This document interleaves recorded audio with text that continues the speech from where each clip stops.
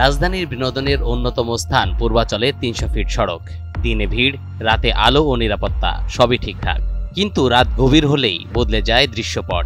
অন্ধকার আর ফাঁকা রাস্তায় সুযোগ নেয় ছিনতাইকারীরা।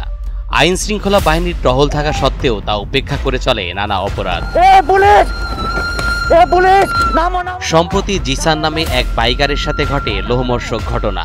11 সেপ্টেম্বর রাত 1টার দিকে পূর্বাচল ৩০০ ফিট গোলচক্কর এলাকায় তার বন্ধু ফয়সালকে নিয়ে বেড়ানোর উদ্দেশ্যে আসেন তিনি। পরবর্তীতে রাত 2টার দিকে কাঞ্চন পৌরসভার কুশাবো এলাকায় পৌঁছালে অজ্ঞাতনামা 3 জন দুষ্কৃতিকারী ভিকটিম জিসানের মোটরসাইকেল গতিরোধ করে। তাদের হাতে ধারালো দা দিয়ে হত্যার উদ্দেশ্যে কোপ মেরে আঙুল মারাত্মকভাবে জখম করে। ঘটনার পর নড়েচড়ে বসে পুলিশ। রূপগঞ্জ থানার ভারপ্রাপ্ত কর্মকর্তা তরিকুল ইসলামের নেতৃত্বে জিসানকে কুপিয়ে মোটরসাইকেল ছিনতাই মামলার আসামি ইমতিয়াজ লিমনকে গ্রেফতার এবং ছিনতাইকৃত মোটরসাইকেল ও ছিনতাই কাজে ব্যবহৃত অস্ত্র উদ্ধার করে। আপনারা জানেন 10 তারিখ দিবাগত রাত, মানে 11 তারিখ পরে আর কি, প্রায় রাত 2টার দিকে আমাদের পাশে বসা আছে ভিকটিম জিসান। উনি এবং ওনার বন্ধু আমাদের 300 ফিট সংলগ্ন এশিয়ান হাইওয়ে এলাকা দিয়ে একটি নতুন বাইক কেনেন ওনারা মিরপুর থেকে। এই বাইকটি কিনে নিজেদের গ্রামের বাড়ি কুমিল্লার উদ্দেশ্যে যাওয়ার পথে আমাদের রূপগঞ্জ থানাধীন কুশাবো কাঞ্চন পৌরসভার অন্তর্গত কুশাবো নামক এলাকায় দুইটি বাইকে করে, ওনারাও 2 জন ছিলেন দুইটি বাইকে, উনি এবং ওনার বন্ধু ফয়সাল। এবং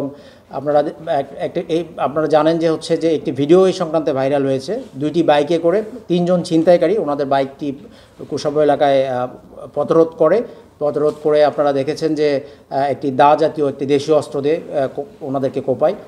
ফলশ্রুতিতে ওনারা পড়ে যায় এবং ওনাদের 2টি বাইক নিয়ে ছিনতাইকারীরা পালিয়ে যেতে সক্ষম হয়। এরপর ওনারা 999-এ ফোন করেন সাহায্যের জন্য। 999-এ ফোন পাওয়ার 10 মিনিটের মধ্যে আমাদের অত্র এলাকায় ডিউটিরত ছিল যে টিমটি, ভুলতা ফাঁড়ির একটি টিম দ্রুত ঘটনাস্থলে যায় এবং ঘটনাস্থলে যে ওনাদেরকে উদ্ধার করে চিকিৎসার ব্যবস্থা করে। এবং আমরা অতি দ্রুততার সহিত ঘটনাটি ওনাদের কাছ থেকে জানার পর একটি টিম ওনাদের চিকিৎসার ব্যবস্থা করে এবং অন্য একটি টিম আমরা ছিনতাইকৃত বাইক এবং যে অন্যান্য এবং আসামিদের ধরার জন্য অভিযান পরিচালনার শুরু করি। আমাদের তাৎক্ষণিক তৎপরতায় প্রায় 10 থেকে 15 মিনিটের মধ্যে ছিনতাইকৃত একটি বাইক এবং ভিকটিমদের একটি বাইক আমরা ওই দিন রাতেই মানে ঘটনাস্থলের আশেপাশ থেকে খুব অল্প নিকট দূরত্বের মধ্যেই উদ্ধার করতে সক্ষম হই। আপনারা দেখেছেন ভিডিওটিতে, ওনারা নিজেরাই ভিডিওটা করেছেন। ভিডিওটিতে আপনারা দেখেছেন যে কিভাবে নৃশংসভাবে ওনাদের উপরে এই হামলাটা হয়েছিল আর কি, যার ফলে এটা দেশব্যাপী অত্যন্ত ভাইরাল হয়। আমাদের পুলিশের ঊর্ধ্বতন কর্তৃপক্ষ, আমাদের মাননীয় আইজিপি স্যার, আমাদের নারায়ণগঞ্জ জেলার পুলিশ সুপার স্যার থেকে শুরু করে আমাদের পুলিশ হেডকোয়ার্টার্সের ঊর্ধ্বতন স্যাররা এই বিষয়টা আমাদের কাছে জানতে চান এবং দ্রুত পদক্ষেপ নিতে বলেন এই বিষয়ে। তো এই সংক্রান্তে পরবর্তীতে 11 তারিখে আমাদের রূপগঞ্জ থানায় একটি দস্যুতার মামলা অজ্ঞাতনামা আসামি দিয়ে 394 ধারা দিয়ে মামলা রুজু করা হয়। তো মামলাটা রুজু হওয়ার পর আমাদের মাননীয় পুলিশ সুপার স্যার আমাদেরকে নির্দেশনা দেন আমরা যেন দ্রুততার সহিত এই ছিনতাইকারীদের এবং ছিনতাইকৃত বাইক আমরা যেন উদ্ধার করার জন্য যা প্রয়োজনীয় সেই ব্যবস্থা নেই।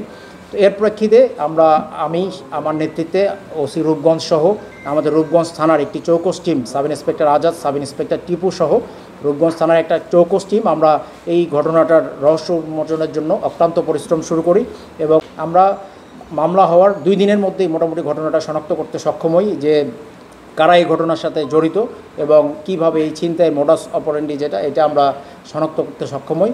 এবং আপনাদেরকে অত্যন্ত আনন্দের সাথে আজকে এখানে জানাতে চাই যে এই মোটামুটি যখন আসামি শনাক্ত হয়ে যায় তখন আমরা বিভিন্ন প্ল্যান প্রোগ্রামের মাধ্যমে আসামিকে গ্রেপ্তার করার জন্য অভিযান পরিচালনা করি।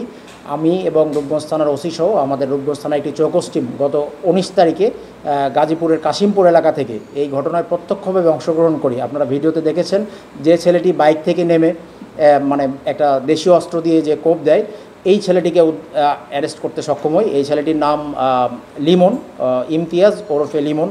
ওকে আমরা গ্রেপ্তার করতে সক্ষম হই গাজীপুর এলাকা থেকে। পরবর্তীতে ওকে গ্রেপ্তার করার পর ওর স্বীকারোক্তি, ও আমাদের কাছে প্রাথমিকভাবে ঘটনার সমগ্র বিষয় স্বীকার করে এবং ওর স্বীকারোক্তি অনুযায়ী গতকাল আমরা 2500 এলাকা থেকে এই ছিনতাইকৃত যে বাইকটি আছে এই বাইকটি উদ্ধার করতে সক্ষম হয়েছি এবং যে দেশীয় অস্ত্রটি সে ইউজ করেছিল এই ভিকটিমদেরকে আহত করার জন্য এই দেশীয় অস্ত্রটিও আমরা উদ্ধার করতে সক্ষম হয়েছি।